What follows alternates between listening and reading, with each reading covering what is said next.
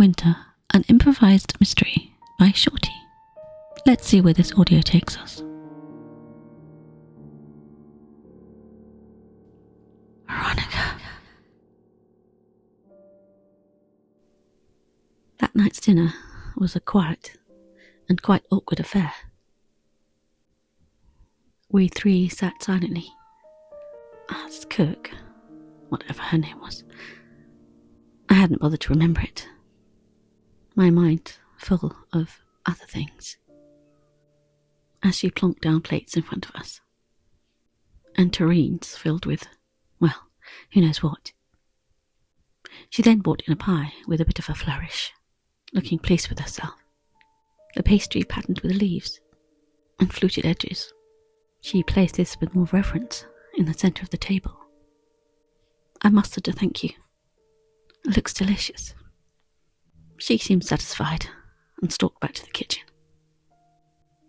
You leaned over and helped yourself to a large piece of pie. It looked like chicken, maybe. I wasn't hungry. Julius did the same. Nothing would stop his appetite. The tureens held peas, carrots, and potatoes, roasted. There was a large jug of gravy. Reluctantly, I helped myself to small portions of each, but pushed the peas around my plate. All the time, trying to imagine my father having so much hate for his brother. And had Marcus said jealousy? The room was filled with the sounds of cutlery scraping on porcelain, and the odd appreciative I poked at a piece of carrot and brought it to my lips. My eyes meeting Julius's across the table. He looked away. I chewed and swallowed the carrot. I thought of the Sherlock Holmes story. I loved a mystery.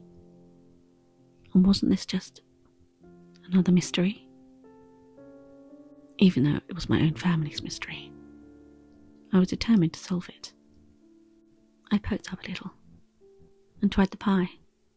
It was delicious and found my appetite. You and Julius were talking about maybe looking in the basement for rare treasures. Inwardly, I rolled my eyes. Cook bustled in and cleared the plates.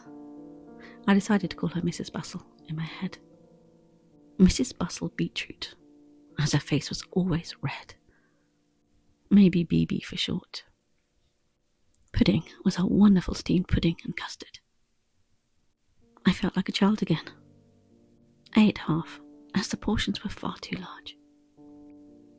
You and Julius murmured something about going to the study for a brandy.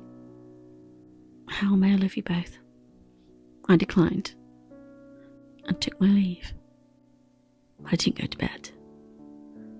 I made my way to Father's room. I was going to search it. Every damn inch. It's not like anyone would notice a mess it's already in. I pushed the drawer open. And it was funny. Every time I'd been in there, which wasn't many, I always felt like an intruder. It was a place I didn't belong. I started with the chest of drawers, the drawers already open and spilling with clothes. I took every piece out and felt around. You never know, secret compartment may pop any moment. It didn't. I really wanted to fold all the clothes up and put them back tidily. The urge was almost too hard to resist. But I did. Next, the wardrobe. The doors hanging open. Hangers full of shirts, jackets. I looked in every pocket, pushed the hangers back, and felt the back of the wardrobe. In a dim memory, I recalled someone talking about priest holes, and that this house had at least one. I'd never found it. I'd never really looked. But now, I was so curious to know every single thing about this place. I'd taken it for granted, walked its halls and rooms, oblivious. It's like a view you never appreciate until it's gone.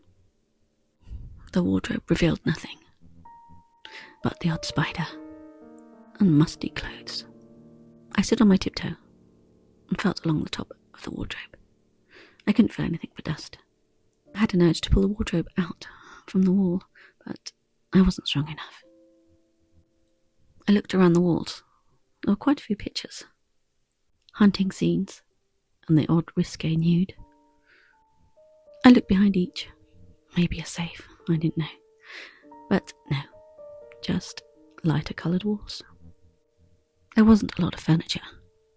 A bed, a wardrobe, a chest of drawers, a washstand, a chest at the end of the bed.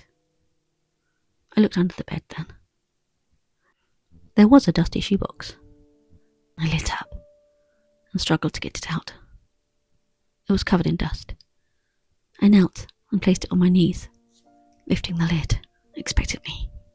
My face sank when I saw the contents. A few well-worn, less than salubrious magazines, and a pack of saucy playing cards. I replaced the lid quickly and slid it back under the bed, washing all images from my mind as quick as I could. I stripped the bed and pulled aside the mattress.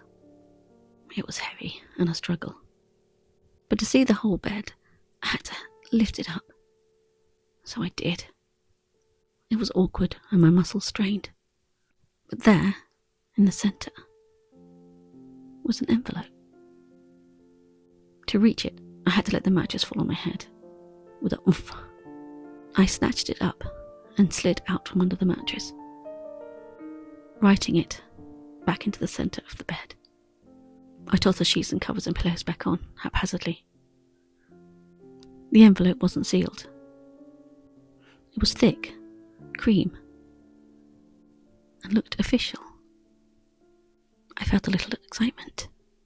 A clue, I thought to myself, and then felt silly. I wasn't Mrs. Marple. I slipped my fingers in the envelope and pulled out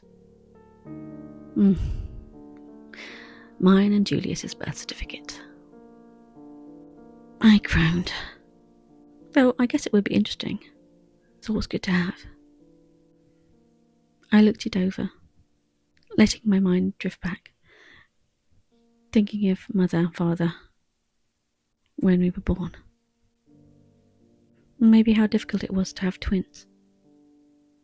Though I bet mother just worried about losing her figure. Which she didn't. As I scanned the words, my heart stopped, and I reread the words. Mother, Viola Marie Chase. Father, Theodore James Winter. I reread the names twice, 3 times. Uncle Teddy was our father. If you do, give it a cheeky thumbs up. Well, my darlings, I hope you like that little improvised audio. But if you're hankering for something really spicy, join my Patreon. Talking of Patreon, here they are, my wonderful darlings, who I couldn't do this without. Shenanigans, Billy, Oz, Living Lightning, Turt Boy, Pokemon UB, David, Adam Strikers, Nikki Phantom, Pillowy Slave, Mordred, Stephen, Fire, Outsider HP, Ted, Jelly Mage, Aaron, Cryptid, Cubby, DZ, Blake, and Samir Hall. Thanks, guys and gals. I love you.